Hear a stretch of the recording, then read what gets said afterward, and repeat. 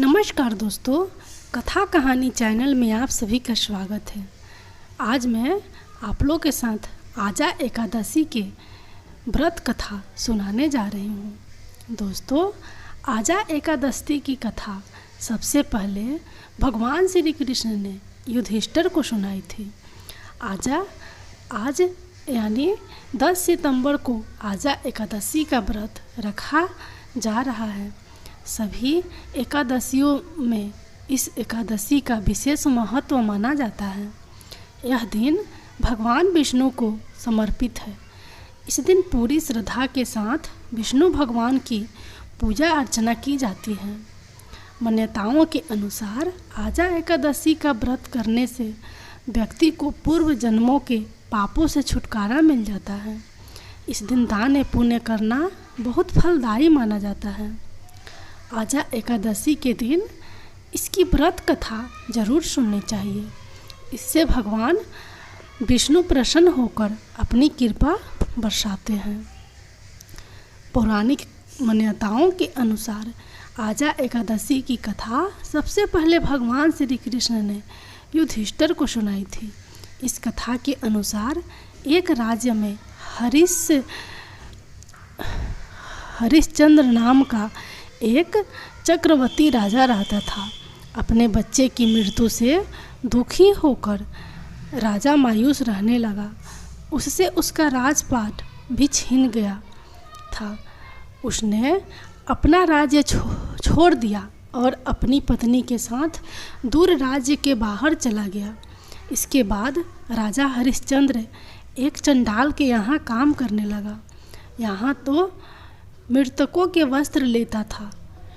राजा हमेशा सत्य के मार्ग पर चलता था। वो जब भी अकेला होता था तो अपने दुखों से मुक्ति पाने का रास्ता ढूंढता था।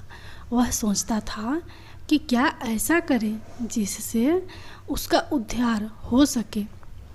राजा सिर्फ अच्छे कर्म करता था। एक दिन जब वह चिंतित होकर बैठा था तभी वहाँ गौतम ऋषि आए। राजा ने उनको प्रणाम किया और अपने दुखों की मुक्ति पाने का रास्ता पूछा। राजा को परेशान देखकर ऋषि ने कहा कि तुम भाग्यशाली हो, क्योंकि आज से 7 दिन बाद भाद्रपद कृष्ण एकादशी यानी आजा एकादशी व्रत आने वाली है। जो भी इस व्रत को विधि पूर्वक करता है उसका कल्याण जरूर होता है। इतना कहने के बाद गौतम ऋषि वहाँ से चले गए। 7 दिन के बाद राजा ने आजा एकादशी का व्रत रखा और ऋषि के बताए अनुसार ही भगवान विष्णु का पूरे विधि विधान से पूजन किया। भगवान विष्णु को प्रसन्न करने के लिए उन्होंने पूरी रात जागरण किया और अगले दिन सुबह पारण करके व्रत को पूरा किया। इसके बाद भगवान विष्णु की कृपा से राजा के सारे दुख समाप्त हो गए। उसने देखा कि उसकी पत्नी पहले की तरह रानी के समान दिखने लगी है। व्रत के फल से राजा को अपना खोया हुआ राजपाट भी दोबारा मिल गया। इस व्रत के शुभ प्रभाव से जीवन के अंत में राजा को परिवार सहित स्वर्ग स्थान प्राप्त हुआ। दोस्तों, आजा एकादशी के दिन कुछ विशेष उपाय करके हर तरह के दुख दर्द से छुटकारा मिलता है। इस उपाय को करने से घर में आर्थिक संपदा प्राप्त की जा सकती है। आजा एकादशी के दिन सुख समृद्धि की प्राप्ति के लिए खास उपाय किए जाते हैं। इसके लिए चंदन या फिर केसर में गुलाब जल मिला लें और इसे भगवान विष्णु के चरणों में चढ़ाएं। अब माथे पर इसका टीका लगा लें। इस दिन भगवान विष्णु के मंदिर जाकर एक पान के पत्ते में ओम विष्णवे नमः लिखकर भगवान को अर्पित करें। इसके बाद पूरे विधि विधान से विष्णु भगवान की पूजा करें। पूजा के बाद उस पत्ते को अपनी तिजोरी में रख दें। माना जाता है कि ऐसा करने से व्यक्ति को कभी भी आर्थिक समस्या का सामना नहीं करना पड़ता है।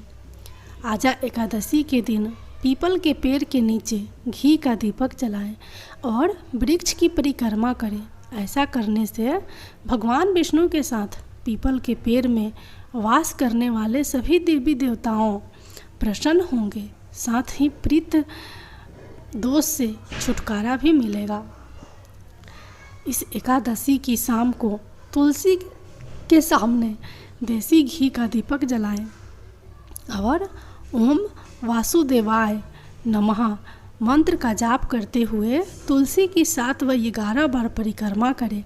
ऐसा करने से नौकरी और व्यापार में खूब तरक्की मिलेगी। आजा एकादशी के दिन दान पुण्य का विशेष महत्व माना जाता है। इस दिन गरीबों और ज़रूरतमंदों को कपड़े, अनाज, फल, दूध, दही, धन, घी आदि का दान करना चाहिए। ऐसा करने से वैवाहिक जीवन सुखमय बना रहता है।